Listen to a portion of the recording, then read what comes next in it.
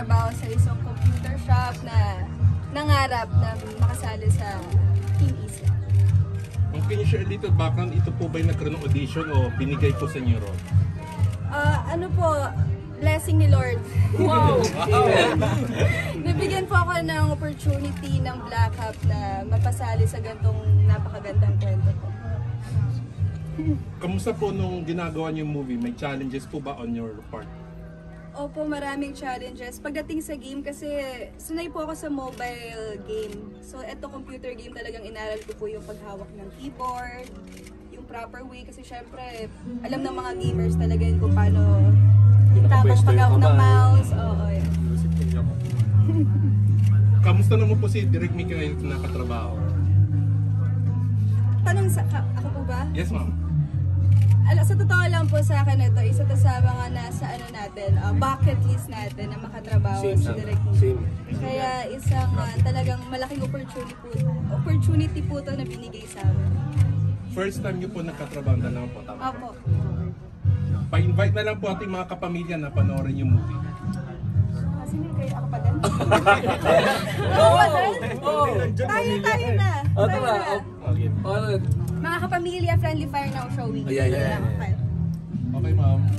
3, 2, 1. Mga kapamilya, Friendly Fire now showing! Miss Loisa, excuse me po. Thank you. Paano po kayo gaanong alam? Paano po kayo nag-prepare or nag-research about it?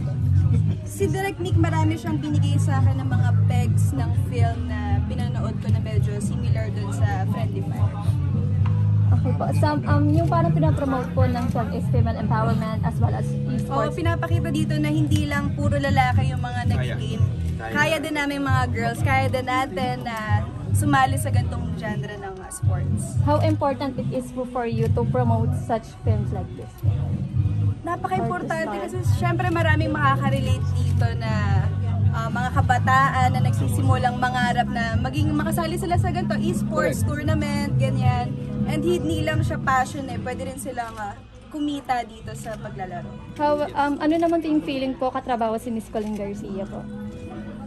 Syempre, first time ko rin po makatrabaho si Ate Colleen. And ano siya di masaya siya kasama sa kasi pag nakita natin siya, kala mo parang Seryoso Parang pwede rin siya. Pwede rin. Nakikisama din sa mga jokes. Sali kayo guys, kasali kayo. Sali ba? How personal is this film po for you? And parang ano po yung naging inspiration nyo when it comes to Actually, isa to sa pinaka-personal kong movies kasi nga growing up, gamer talaga ako. Co-written rin to and edited by my younger brother. So, tambay kami sa mga internet cafe, mga com shop nung bata kami. And ang tagal ko nang gusto mag-sports genre. And bihira siya gawin sa Philippines. So yung mga types of movies ko, yung mga movies na gusto kong makita sa local screens pero hindi masyado nag-green light, ganun. So big opportunity to na ma-combine yung dalawang passion ko, gaming and making movies. Ano naman po yung mga challenges na nakaharap nyo? Since upon seeing the trailer po is talagang gabi yung visuals, gabi yung acting. So well, yung mahirap sa ganitong mga genre, no? Wala kang playbook, wala kang manual, walang template, no? Kasi medyo kailangan mo i-pioneer in a way. So, ang laking tulong na meron kaming actual game from Secret 6 Project Zandata na locally made Filipino developers. Malaking tulong yun sa pag-craft ng mga tournament sequence, gano'n. And syempre strong yung post-production team ng Black Hawk, mga VFX and yung sound design. So, solid. Yung mga ganitong genre, yung gusto ko, teamwork siya. Hindi siya auteur lang na filmmaker kasi lahat kailangan A-game, para lahat ng elements ng movie combine. Ayan po, sa mga boys naman po natin. Yung message po ng film is, di ba po, about female empowerment. Pero how do you make sure po na as boys, as men, na hindi kayo madidiminish, na at the same time, magsha-shine kayo pare-parehas po? Parang sa akin, di nawala naman siya sa pag-diminish. I think, kung ganun yung perspective mo, hindi mali na yung perspective mo. Palitan na yung perspective. How would you encourage the viewers po to think that way po? Sorry? How would you encourage the viewers po to think that way, na dapat walang nadidiminish when it comes to genders? I think in general, in terms of yung film na to, esports naman is for everyone Diba? Everyone can play the game regardless of gender. However you feel or you view yourself as, doesn't really matter. I think games in general are meant for an escape for everyone.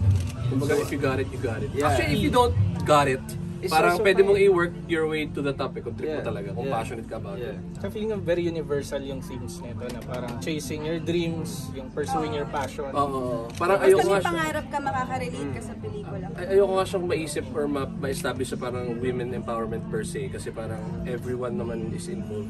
Yeah. Ayun. Ayun lang po, share nyo na lang po yung favorite games nyo, online games. Isa-isa po. League of Ako Legends. siguro dahil nostalgic for me yung first ever, yung Dota 1. Uy, Yung Dota. first blood! Kasi dun din ako, yun yung introduction ko. OG. Warcraft 3 yun. Warcraft 3. Map lang yung Dota. Oh. Yeah, but yeah, that one. Yun. Okay. Ako Dead Island din natin. Uy, sa'yo yun. Dead Epic Island to. Pokemon Dead Island Blue. 2, God of War. O yun, Pokemon din. Pokemon. Yung 150 pa. Yung 150. Yeah. Pac-Man, kasama ba yung Pac-Man? Oh, Tsaka yung favorite mo. Oo, yung pala yung favorite mo. Ayun lang po from me. Thank you po. Salamat po. Lipat naman po tayo dun sa may ano,